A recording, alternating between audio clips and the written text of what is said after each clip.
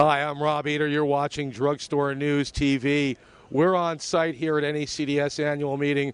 I'm lucky enough to have a moment with NACDS CEO and President Steve Anderson, who just gave his opening remarks at the meeting. Steve, in your opening comments, you said that community pharmacy must work to undo the damage of a report written about the nation's healthcare system more than 100 years ago. For the thousands of our viewers who weren't here this morning to hear you talk about that, can you talk a little bit more about what you mean by that? Yeah, 100 years ago, there was a report that was published by Abraham Flexner, and it was sponsored by the American Medical Association, and it actually created the framework for the healthcare delivery system for the last 100 years.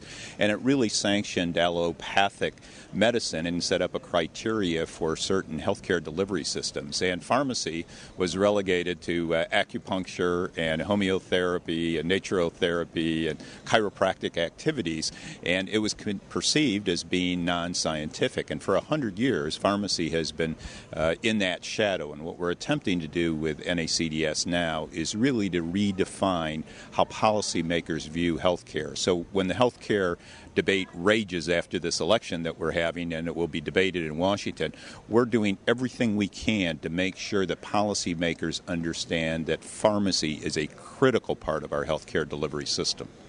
Okay. And, you also mentioned, it's one thing to know that a train is coming. It's another thing to be able to change the direction of that train. We know that NACDS has done some important things in the last several months. Can you talk a little bit about some of the things that you've done under your leadership to change the direction of that train? Well, under the direction of our wonderful board of directors, they have challenged the staff to have us be much more proactive and to play offense and not always playing defense, which I think NACDS has traditionally done. We haven't had too many wins. We've done a lot of activity and got a lot of, without very little results. And what we're attempting to do now is to have real measured results, which we have had in public policy. We are communicating the value of what this industry does for the American people, and we're being much more proactive and on the offense on our message points to policymakers, the media, opinion leaders, and we're doing that in the form of an advertising campaign, but also in developing new allies in Washington. So when we go into these healthcare debates in the next year, that we will have a seat at the table.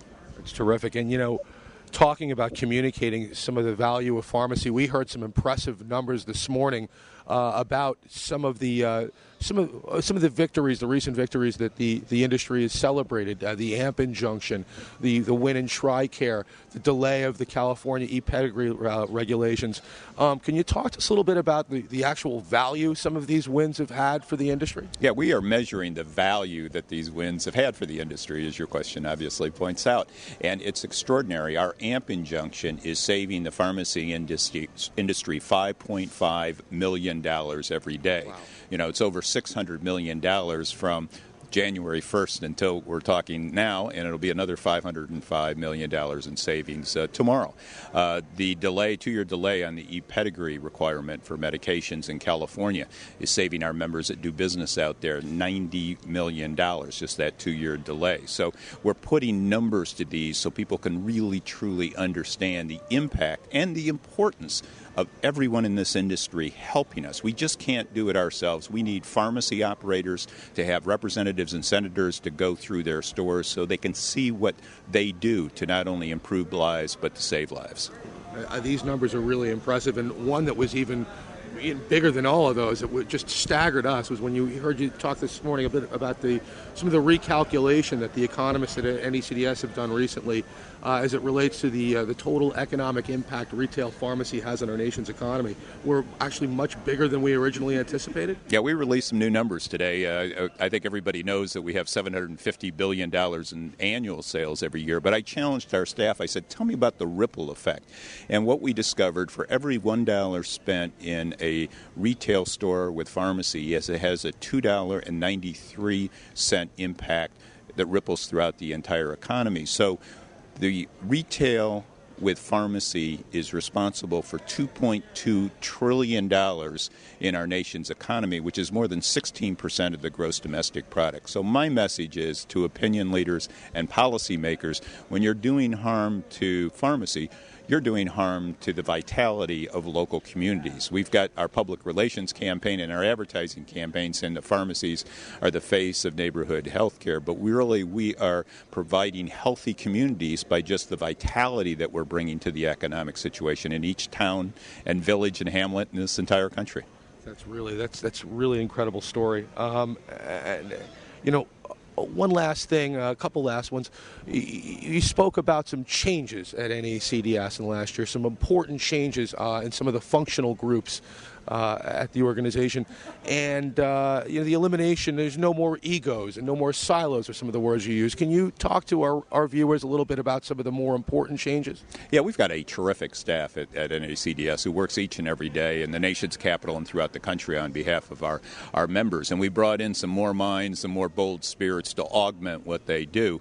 And the staff is functioning really, really well. Last year at this conference, I announced that we were establishing a new marketing, communications, and media relations department, and our communications has vastly improved. This year I announced the integration of our government and public policy and lobbying efforts, so we took two organizations and combined them into a government affairs and public policy department, which is working very well. It seemed to me when we were coming in, we had a great staff, but we were not collaborating as well as we should have. It was stunning, our results, and we're really operating very, very well right now. We're really positioned to go into this election and to go into the major public policy debates that this industry is going to be facing in very, very good shape. That's great news for the industry. And here's the last one. You challenged the members.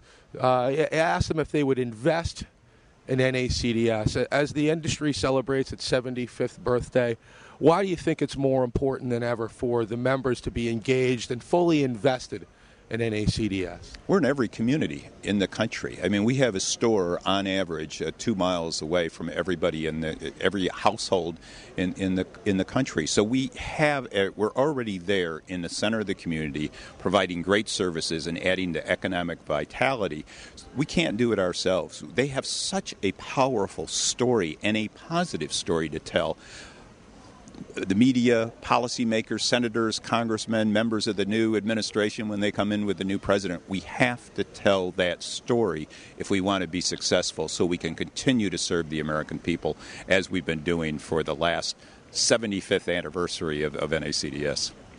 Well, there you have it. I'm Rob Eder. He's Steve Anderson. We're at NACDS annual meeting, and you're watching Drugstore News TV. Keep watching.